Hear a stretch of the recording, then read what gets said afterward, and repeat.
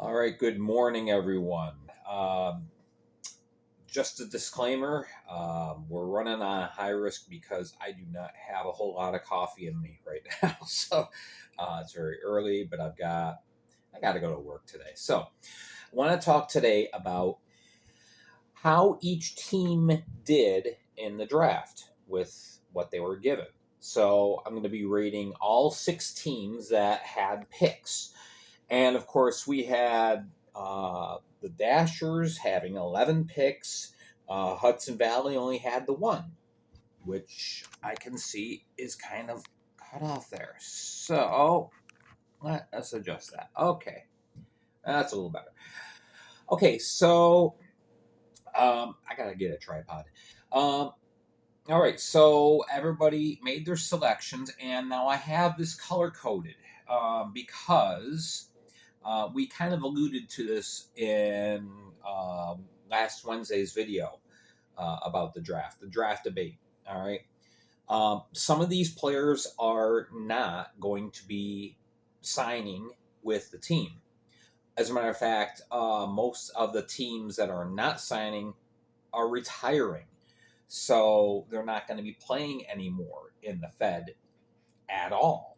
So the fact that teams said, "Hey, yeah, we'll sign these guys, or we'll draft these guys, and hopefully they'll come around," doesn't show that they've done a whole lot of due diligence. Um, the good news, okay, if you are a fan of, especially one of the three new teams, all right, uh, here's the news, and it's good. Typically, typically, the draft is not your cornerstone. All right. That's not where you get the bulk of your talent. The bulk of your talent is going to come over the next few months as your team GM, head coach, recruit and find talent outside of the league. It's usually outside the league. Either somebody's been playing in the SP a while, or maybe the LNAH, or they're somebody who had an outstanding college career. They're done with college. They're ready to turn pro, and they're going to be coming in and turning some heads very positively. That's where the bulk of your talent and the core of your team is going to come from. All right. Last year, Baton Rouge and Blue Ridge, they made their selections, and it was pretty rough sledding. But as the year went on, and as um, they were able to recruit and bring in other players, the teams got better. Blue Ridge was competitive all year. They just couldn't figure out a way to win the game in the end, but they were in it right to the end. Baton Rouge, yeah, you got off to a terrible start, but by the end of the year, you were a decent team. So, and that's because of the players that came in during the year. All right. So, I'm not saying that, okay, Athens fans, Dashers fans, Monroe fans, I'm not saying that you guys are definitely going to get off to a terrible start. That might not happen. But typically, the team that you three will have in April will be much better than the team you have in October, typically. All right, so the draft is just a step. It's just the first step in the process of formulating the team. Or in Monroe's case, it's the second step. All right, so let's kind of go through these. All right, the players that are in black are very probable, very likely to actually sign with the team. If you're in red, they're signed. So we have Tristan Sim, Sean Kuhn, and Nick Gullo have signed their PTOs. So they're all in. Green, questionable whether they'll be with the team or not. They're on the fence. All right, and I get all this information, some personal intel, a lot of questions I've asked a lot of people. All right, I've gone digging. It's like, in some cases, I've talked to the players and said, okay, what's your reaction? What are you going to do? So, and then there's other people that have done the same thing who have gotten back to me and said, okay, I talked to so and so. This is their plan. All right. The players in blue, they were selected. Let's see. I got it.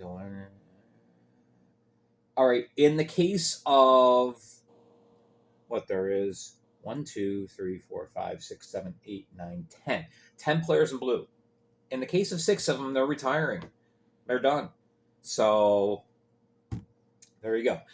Anyway, so the blue, they're not going to report. So in light of all this, we see the colors here, how these teams do.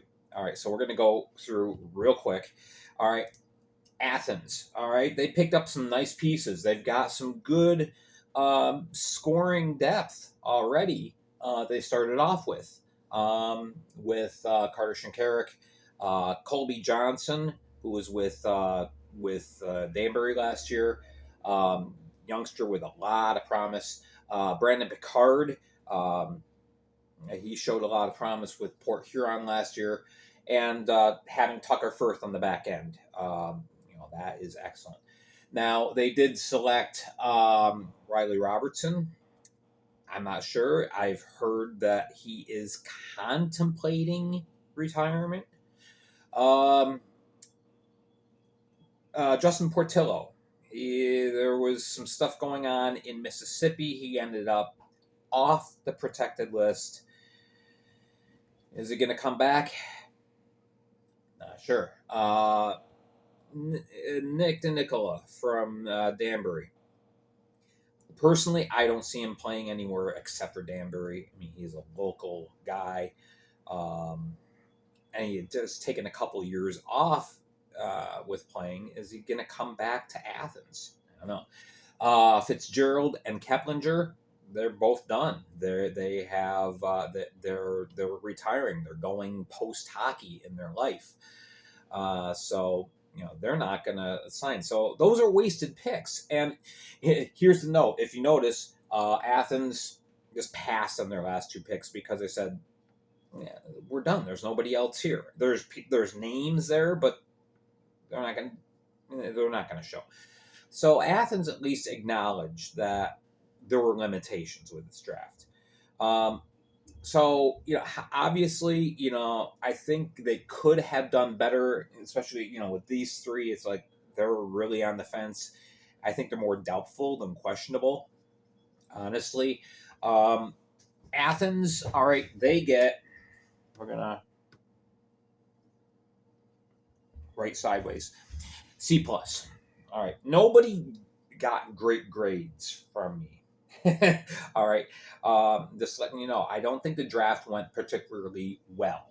And a lot of that is because you had 3 teams. A lot of picks. And you only were selecting from 8 teams. All right. The Dashers. They ended up using all of their picks, keeping all of their picks. Monroe had to trade 1 to complete an earlier trade. All right. So the Dashers, you've got a couple of unprovens on the blue line with Connor Mullins and Gordon Whalen. They didn't get a lot of time playing this last year. Mullins just joined Mississippi late. Whalen, he was usually the 7th defenseman, so he didn't see a whole lot of ice time with the Thunderbirds. Oscar Wahlgren in goal for Port Huron. He got a couple opportunities, looked good, but a very small sample size. So there's a lot of questions. It's like, how are these guys going to perform as regulars? We don't know. The Pinkowski pick kind of makes me raise my eyebrow. Nothing against Richard Pinkowski, okay? He's got a lot of heart. He plays with a lot of passion, a lot of heart. But there's not a whole lot of hockey talent there, okay? So anyway, I I don't know. These kind of are strange picks for me. Sam Merritt's a good pick. He's a good depth forward. Um, but again, you have a couple people. It's like, are they going to come back? Brody Thornton. Oh my goodness, Brody Duncan. Here's another person that may be weighing retirement. He tossed around the idea last year. Vincent DeCumbus, he's been battling a lot of injuries the last couple of years. Is he going to want to come back in a new with a new team? I don't know. Now, the three players. It's ironic they're all from Watertown. All three of these players, they're done. They're going on post hockey, which I was very sad to hear that Chwetton Blacksmith. Well, I'm glad for him. He's going back to school. Um, he's taking the next positive step in his life. But he was my favorite Wolf this last year, so I was really kind of sad to hear that. Well, he's done with hockey. I wish him nothing but the best. I wish all these guys nothing but the best, no matter what they do. But anyway, these three, yeah, they're not gonna be signing. They're not gonna be playing in the Fed this year. So Dasher's out of their 11 picks. Well, they got 6. I think that okay, yeah, they're gonna join the team most likely. 2 maybe, but I don't know. Talent wise, Duncan is the best player that they chose. But again, the question is he going to come back? Um, yeah, they went with a lot of young talent, which is a real gamble in my book. So, um, they're a C minus.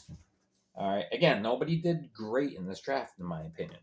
Monroe, okay, 10 picks and 2 are signed. So good on them. Parker Mescal did his research. And another proof that he did his research is the fact that he started signing players before the draft, not just a hat rack.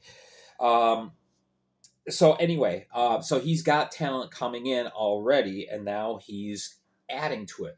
Obviously, his focus was they wanted to get a goaltender. Well, 1 out of 3 ain't bad. Got Sean Kuhn, who has already signed. Said, "Yeah, I'm in it."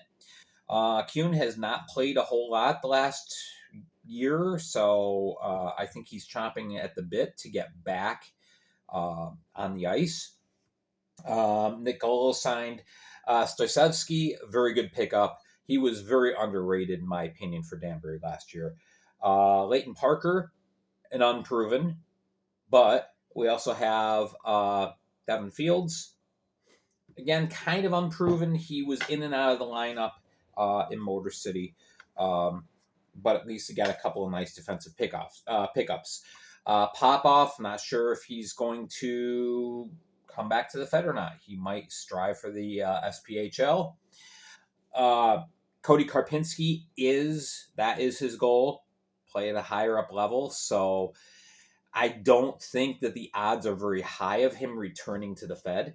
Kozlowski, he's going on post hockey. So, there's ways to pick, in my opinion. Justin Biani, going on post hockey. Nilsson, he's playing in Sweden. He signed in Sweden. And he signed a couple weeks ago. I'm really not sure. If Monroe thinks that he's going to take his native Sweden, playing in native Sweden, probably at a little bit of higher level in the Fed Division 2, than here in the Fed. So I don't know. That was a curious pick in my book. But at least Monroe, again, has been doing stuff to help themselves. Looking at this, I'll give him a C. All right, so there we go. There's 3 new teams. Now, as far as the established teams, the non-playoff teams that had picks, because of trades that went on, all right, we ended up with 4 picks for Blue Ridge, 2 for Baton Rouge, 1 for Hudson Valley. Blue Ridge, all right, they went very heavily with Binghamton players, and I think they struck out. I know Josh Fletcher said, I'm not signing. I'm absolutely not signing. And yet, he was selected.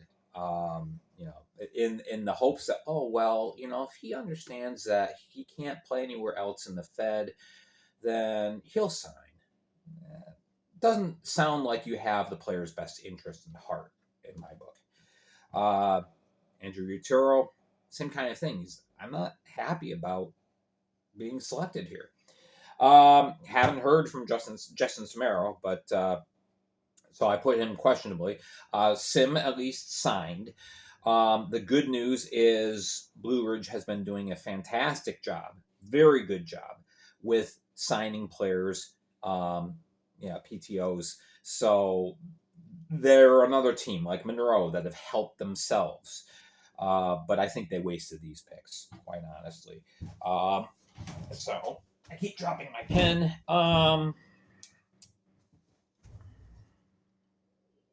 With the opportunities that they had, and the picks that they had, because there were higher up picks, there were a lot of opportunities to change for, and they chose them knowing they're not going to sign, they're not going to report.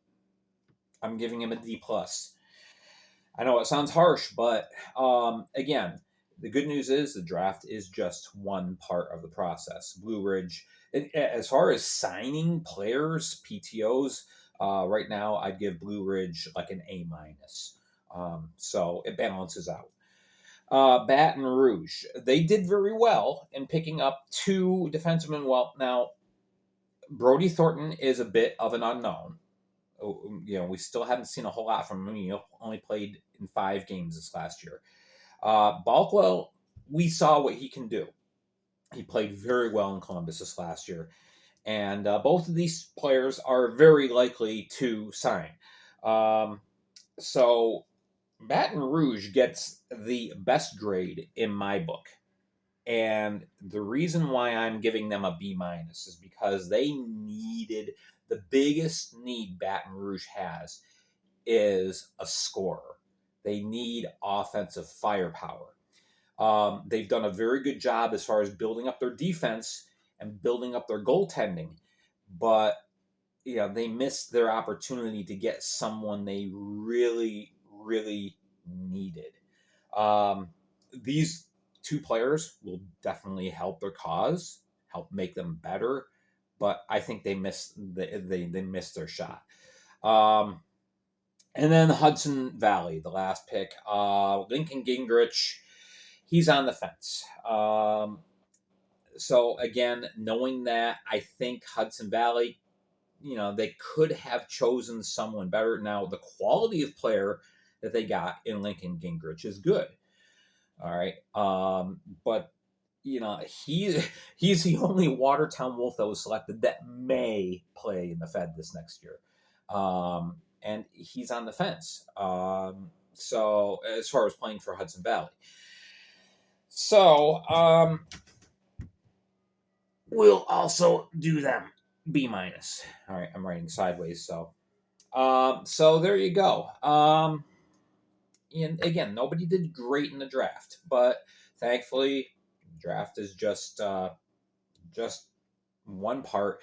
The real test of how these teams are going to end up looking going into camp is what they do over the next 3 months, July, August, throughout September, signing players, recruiting players, finding players at free agent camps and other camps. That's where we're really going to find out what these teams are made of. Athens obviously has a huge advantage in having a coach in the quality and the caliber of Steve Martinson.